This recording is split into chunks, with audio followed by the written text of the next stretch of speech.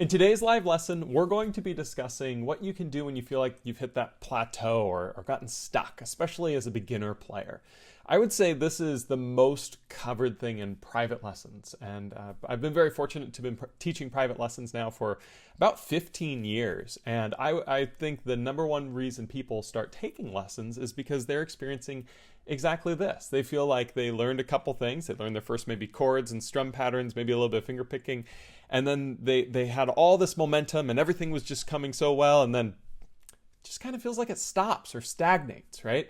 And you feel like progress doesn't come as easily, and maybe you're playing the same things over and over. And that's what today's going to be all about, is I'm going to give you 3 different perspectives for how you can get unstuck and pass that plateau on your ukulele journey. And I'm using past experiences with other students to reference this.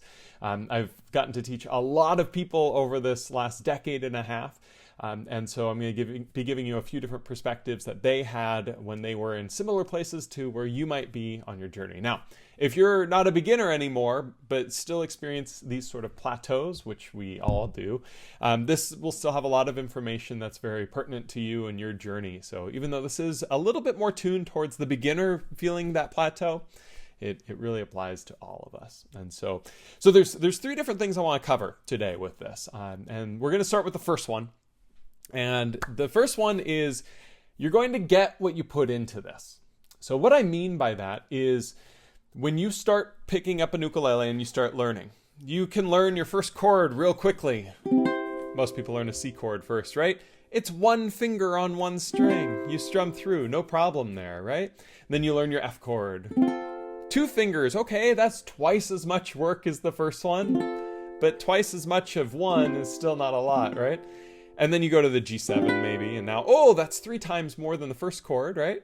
But it's still just 3 fingers, strumming through with maybe the thumb and go through. Most people can learn these 3 chords.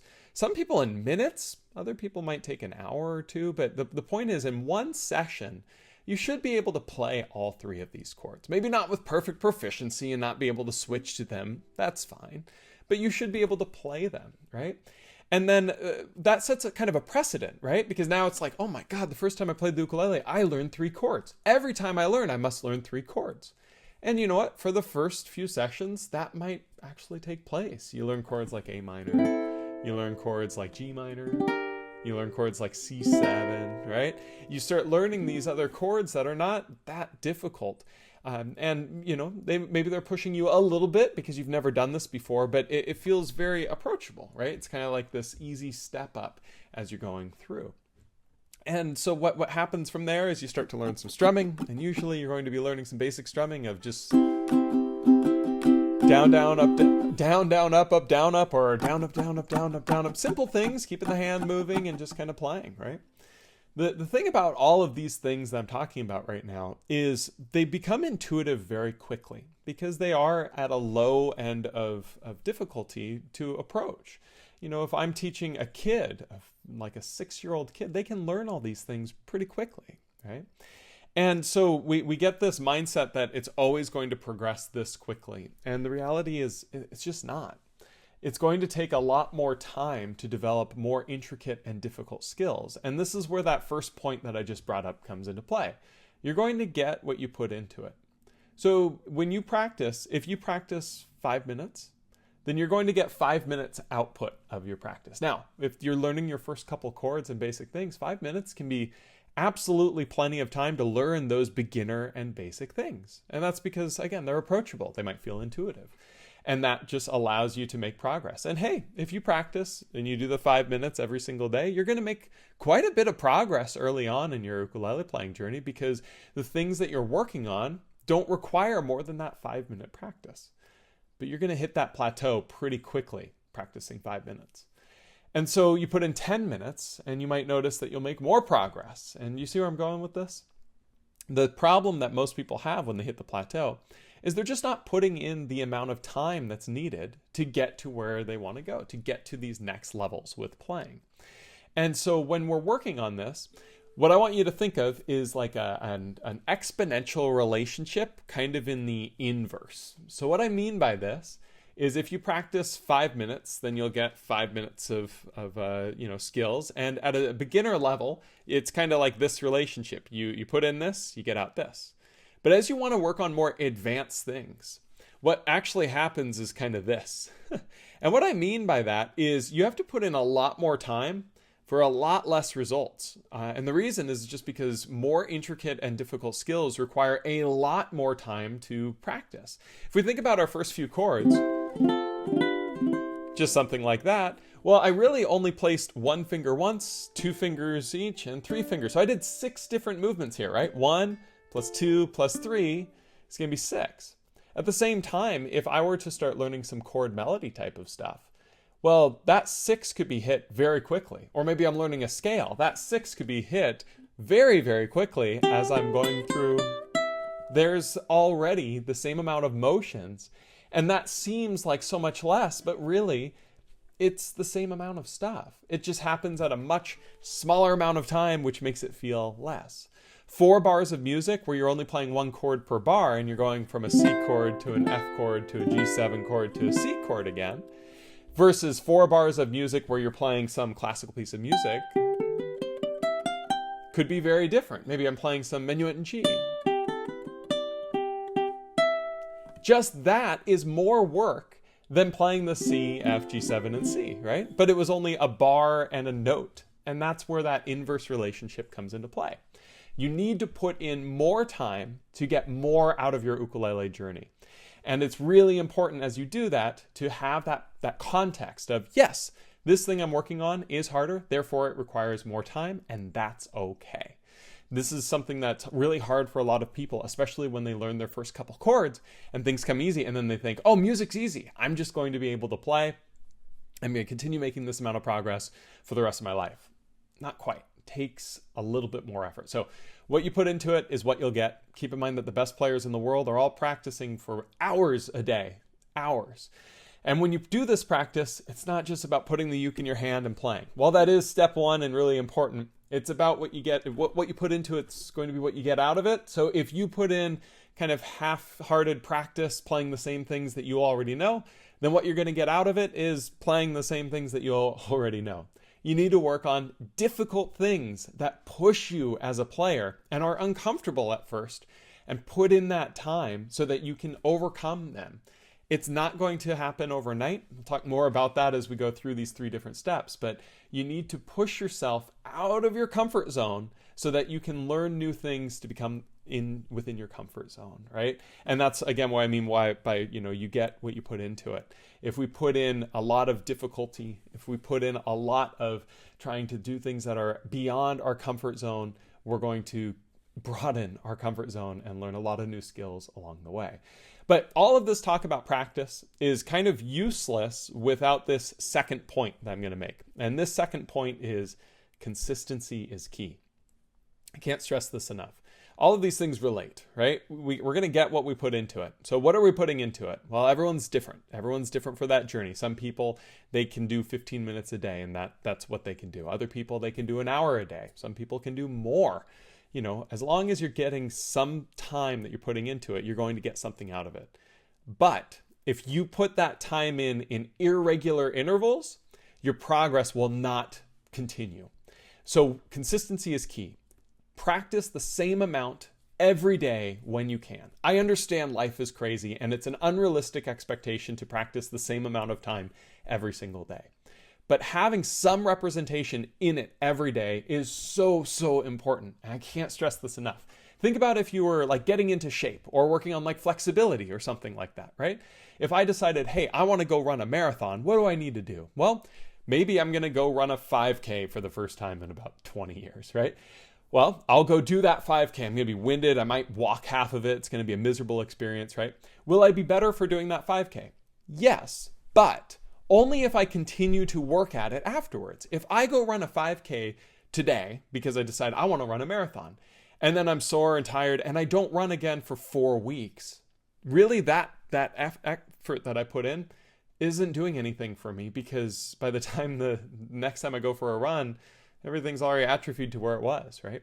You need to be consistent with it. If I go run and I run every other day and I push myself like that, not to the point where I'm injuring myself overdoing it, but rather just getting in the reps, you're going to notice that the improvement will be made. One of my favorite things with this is flexibility. If you can't touch your toes, like I couldn't for the longest time, then how do you learn to touch your toes? Well, you work on flexibility. Now, no matter how hard you try to touch your toes, the first day you try to work on it, you're not going to do it if you were as inflexible as I was, and you're just going to hurt yourself if you try, right? But if you stretch every day for a few minutes at a time, over the weeks, months, for my case, you'll develop that flexibility. When COVID hit, I started doing yoga because my flexibility was terrible. I was learning to skateboard again, and it's just, it seemed like the right thing to do.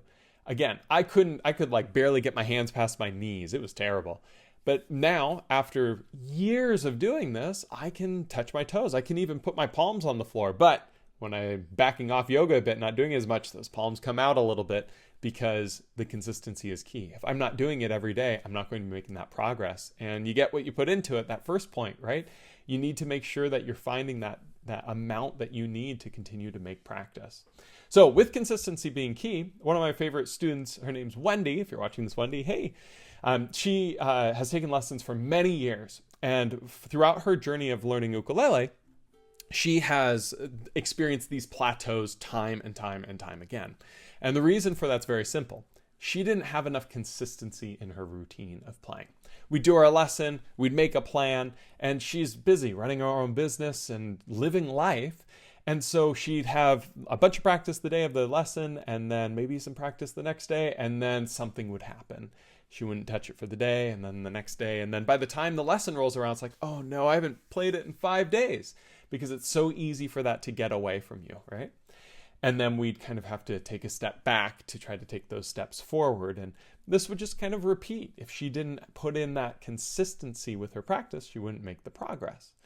But recently, for the last couple of years, I guess, she has started to put in that consistency with time. She tried to bake it within her schedule. She keeps her ukulele somewhere where it's very accessible, and now she does it before or after certain activities in her life that already have that consistency.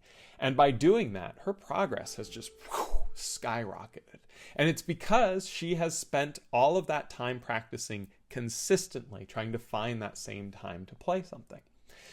I've experienced this on my journey a whole bunch. When you're working on a song, especially one that has a lot of things going on, it's really important to break it down in these small sections and practice them consistently again and again. I'm going to move the camera down for a minute. There's a song I was working on for a while, a Jake Shimabukuro song. We did a live lesson on it called Third Stream. And it's got this really rich melody that's designed to be played very fast. Now, the speed I'm playing it at, if you know the song, you'll know that I'm not playing it at speed here. And that's by design. I need to play it at the speed that I can comfortably play it at and consistently work towards something faster. In this song's case, I would put on the metronome, and I'd try to go up about 1 or 2 beats per minute per day. And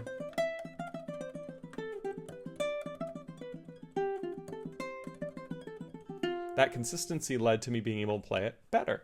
Now, if you watch that video, I could play it faster then, and that was like a year ago. Why? Because I haven't worked on that song nearly enough. And that consistency, or in this case, lack of consistency, caused me to take a step back with it. And if I want to get good at that song again, I can't get it back today. I can't get it back tomorrow. But I could get it back by next month, as long as I consistently practice it and work towards it as I'm incorporating it into my routine. So that's the second point. Consistency is key. It's so important to practice as consistently as you can to make that progress. Now, our first point was you get what you put into it, right? So amount of time you put in, the amount of outcome you're going to get. If you feel like you hit a wall, more practice of difficult, unique things that you might feel like you can't do. And to get them, consistency is key. You have to practice with that same routine as much as you can. You don't have to practice the same amount every day, but trying to at least touch the instrument every day will make a huge impact to your playing. And the third point I'm going to make right now is, I think, the most important for most of you that feel this way. It's all about the journey. Now, this is a cliche. Everyone hears this all the time, right? Life is not about the destination, it's about the journey. Well, practice is the same way. And what you need to do is you need to fall in love with the process. We are very outcome-based individuals, right? We want to get the thing done and have the thing finalized so it's finished. And over the years, I've had a ton of students that have this phrase: if I could just play X, then I would be happy. So many students over the years have said that exact phrase. And the only way you'll find happiness with playing is not through learning a particular piece or being able to do something that you can't right now. It's actually by being happy in the process of moving forward. There's no such thing as these destinations. Like, when I play this song, I'll be happy. That I've never experienced that with somebody where they worked hard toward this song, they got it, and now they're good. No, it's not how it works. Maybe it is for you, and that's awesome. Please share with me that experience. But for everyone I've ever met with this, the journey is really what the process is. The journey is the step that you have to fall in love with so that you can continue to make progress, not towards an eventual goal of happiness, but rather towards a goal that feels happy along the way. Does that make sense? It's all about continuing to make progress with it. So going back to that song Third Stream that I was just practicing a moment ago, if I were to just sit here and play Third Stream again and again and think, oh, once I could play it like Jake, I'm going to be happy. This is, what I need. I'm going to be miserable each step of the way, right? Because I'm just looking towards where I want to go with it. And I'm not saying that you shouldn't have goals and want to strive for doing something great like that. Absolutely. But the process of getting there should be the thing that's actually most enjoyable. And for me, with learning that song, what became really enjoyable was getting the click up one at a time with the metronome, getting a little bit faster. And that was such a satisfying endeavor. If I look towards where I need to go, it's unbelievably stressful, right? So with this song, I think the speed I need to play it at, I think it's like 180 beats per minute. And the fastest I got it was like 110 or something like that. I'm way off. If I just think about that, it's stressful and not fulfilling. But if I think about, wow, I'm at 110 and I was at 80 before, it becomes a very, endearing endeavor. It's humbling, but it's also satisfying and a lot of fun, a very fulfilling thing to do. So you need to do that with your practice. You need to find what you can enjoy in the process of learning something and try to find that joy from within that. The best players I've ever taught are people that can do this. And I would say the only people that never really find fulfillment with ukuleles and on their journey are people that never quite get this. And I've had a lot of students who feel this way. In fact, I've had some students who, with the ukulele, the ukulele wasn't really for them and maybe a different hobby was. And the reason that we know that the ukulele wasn't for them and a different hobby might have been is because of this. They might have enjoyed the process of learning their other hobby more than they learned the process of the ukulele. And I have had a few students over the years where the ukulele wasn't for them, and that's fine. There's nothing wrong with that. Whether they like something in, another form of music, maybe a different instrument they connect with, or maybe it's another art form like painting or drawing, or, maybe it's a completely different thing like pickleball or whatever it might be.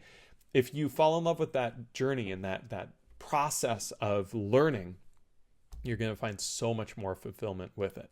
Now, I want to make something really clear with this. The reason this is so important when you're hitting a plateau is because of what we talked about at the beginning. You're going to get what you put into it. It takes a lot more effort to make little amounts of progress with more difficult things that you're working on. For instance, this third stream thing, if I bring the finger down again, or the hand down, camera down to the fingers, when I'm playing this, just that line right there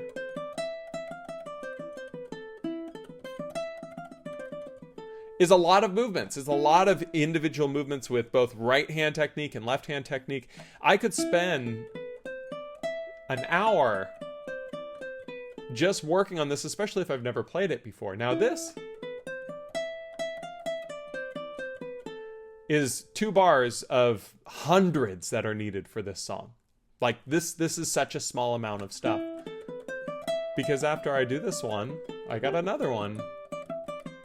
And another one. And another one. And then some strumming. my point that I'm trying to make is, even everything I just did right here, this is like the first little itty bitty section of the song. For me to learn this song is going to require so much more work, time, and effort than learning how to just play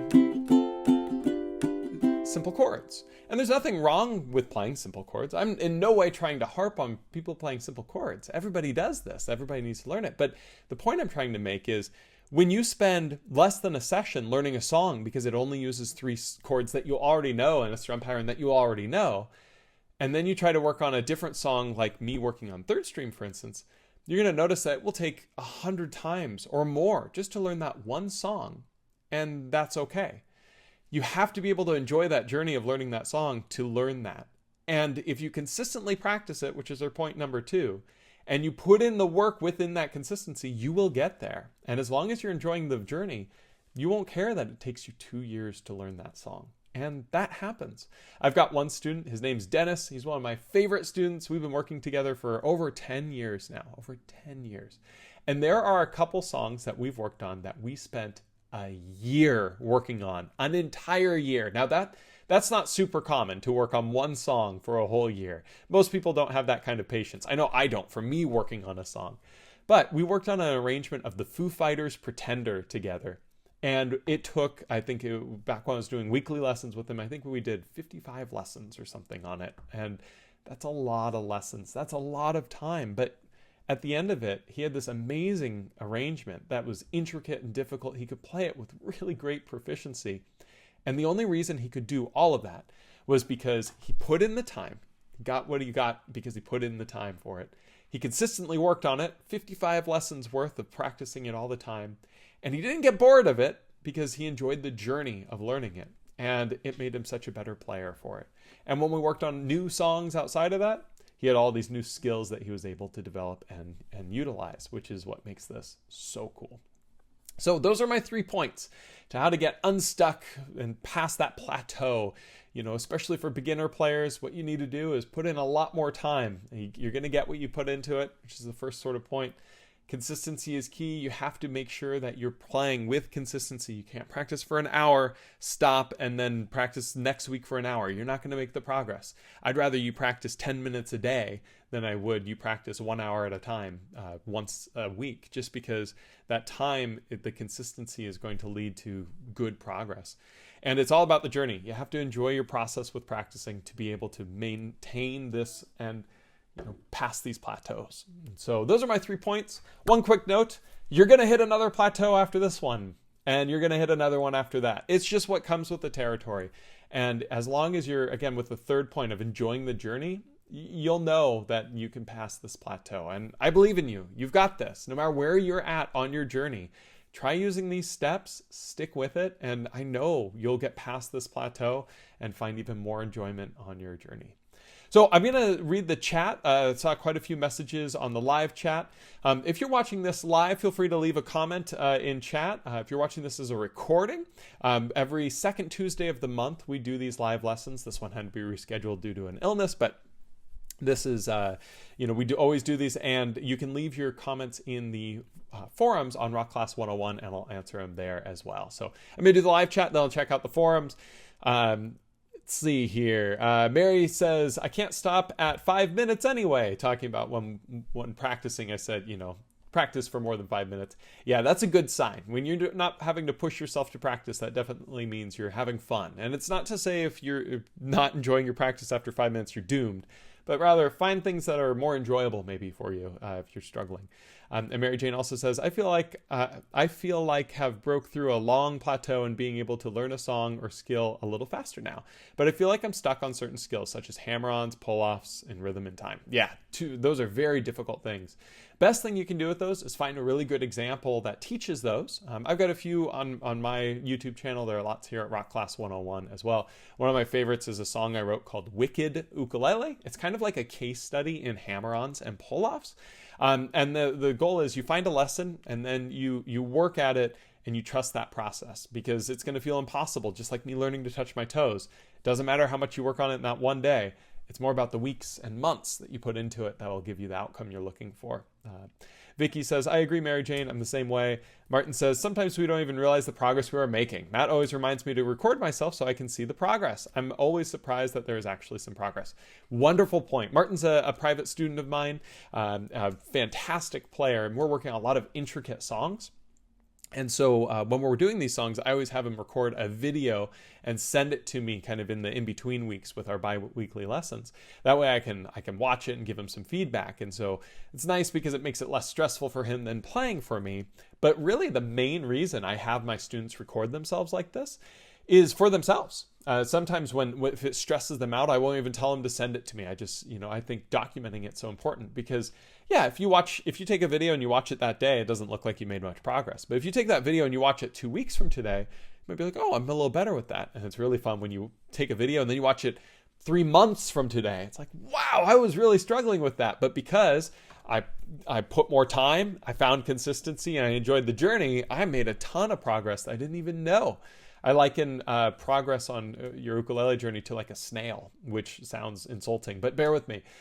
If you go out to a sidewalk and you see a snail on the sidewalk, it looks like it's not moving at all. And when you hit a plateau, that's what you feel like. But the snail keeps going, right?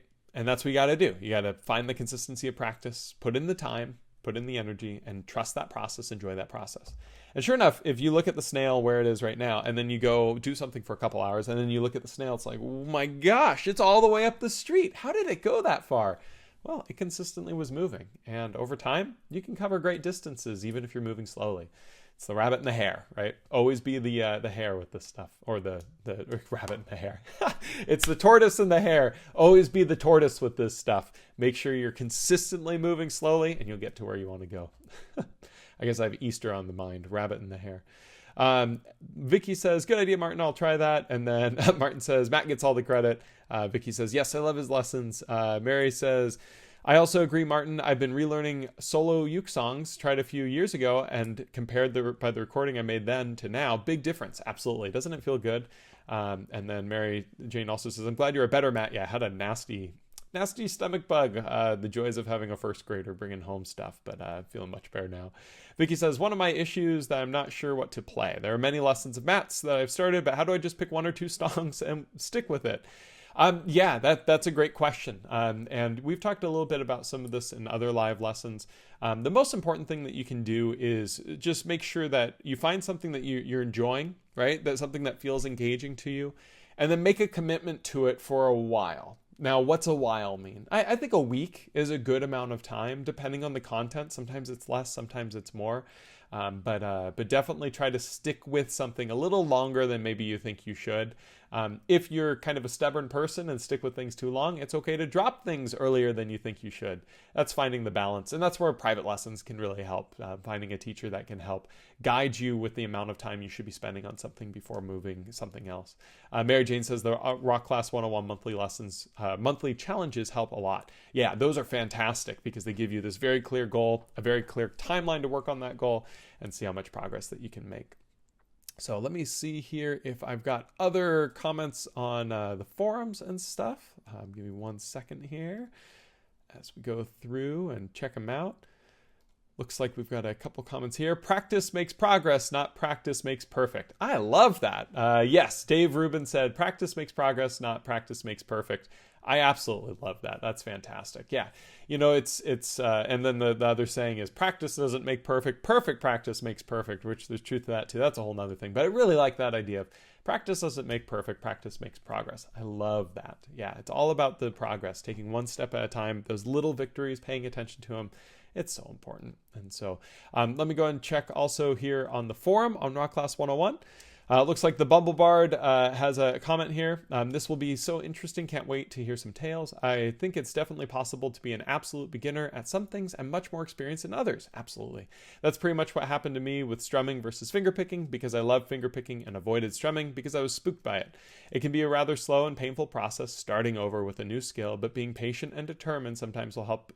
And sometimes getting help from someone more experienced can help you have a breakthrough. You never know what that thing will be that finally helps you push through with whatever mental block you have. In my case, it was Matt's one-on-one help and the Backstreet Boys. Now I practice every day, which I never thought was possible. before finishing the comment. Yeah, the Bubble Bard took a private lesson and we worked on I Want It That Way by the Backstreet Boys, and we learned how to strum the melody of that tune, which was really cool and challenging and different for a lesson, but that was the whole point. Broke it down to simple steps and went from there, and hopefully the practice is going well. It sounds like it is. And she continues, the challenges here on Rock Class 101 have helped me so much try new things like songs and techniques I wouldn't normally choose. Yeah, another vote for the monthly challenges at Rock Class. Fantastic resource. And then she says, I have a really good analogy for the first struggle I described that involved strum goblins, but perhaps I'll save that for an insufferably long YouTube comment. Thank you so much for these lessons. We'll be sure to check for that long comment. Then Gigi says, if you're a beginner and feel stuck, don't give up. I'm always amazed at how quickly my brain kicks in if I don't give in. The monthly challenges have given me the opportunity to try new things, to have a deadline to work towards. As the saying goes, I've never seen anyone fail that hasn't given up. Fantastic. Yeah, these Rock Class challenges are really wonderful for this, and a great exercise to just kind of stick with it. And the don't give up thing, fantastic. One of my favorite ways to practice is actually to focus on using a timer. So when I'm working on something I don't like, I put on a 15-minute timer and I work on it for that 15 minutes, no matter how miserable I am or whatever else. At the end of the 15 minutes, I reward myself by playing something else, doing something, whatever I want. Make a lot of progress doing that. It's amazing how long 15 minutes can feel, though. And then Mary Jane says, Rock Class 101 monthly challenges help me a lot, as we've been saying. Yeah, they're fantastic. And Matt's lessons on Patreon. Yeah, I have a Patreon account in addition to the lessons I do on Rock Class. And so lots of different lessons available online and everything else. Be sure to find the ones that work best for you, kind of pursue those. But well, it looks like I've gotten to all of the comments here. I hope this has been helpful for you. If you feel like you're in a rut, I hope that this will help you feel like you can get out of it and pass those plateaus. I hope the experiences of my other students are beneficial and that can help you identify with them. Know that your journey is yours, and these things are consistent in terms of, putting in more effort, finding consistency in the practice, and enjoy the journey. But these three things are different for everybody. For some people, that putting in more is putting in 10 minutes instead of 5. For some people, it's putting in an hour instead of half an hour, right? It's whatever works for you, right? Consistency is key. Try to practice at least every other day if you can, right? Some people, every day is best. Some people want the days off in between. I like the 2-day rule. You can never take 2 days off, right? That works really well for me for anything I'm trying to develop as a skill. So if I don't practice today, I have to practice tomorrow. So if I know I'm not going to practice tomorrow and I didn't practice yesterday, well, I have to practice today, right? That 2-day rule, never taking more than 2 days, can be really helpful. And then the third thing, it's all about the journey. When you enjoy your process, you're going to enjoy the process. And that means you'll enjoy the destinations just as much because, well, destinations are a joke. There's no such thing. By the time you get to that place you think you want to go, you're looking toward the next thing that you want to go to. So, but anyways, thank you so much for attending this live lesson. Again, we do these the second Tuesday of every month at noon Pacific time, 3 p.m. Eastern. As always, if you have any questions, leave them down in the comments below. And I'll look forward to seeing you next time on the next lesson here on Rock Class 101. Thanks so much.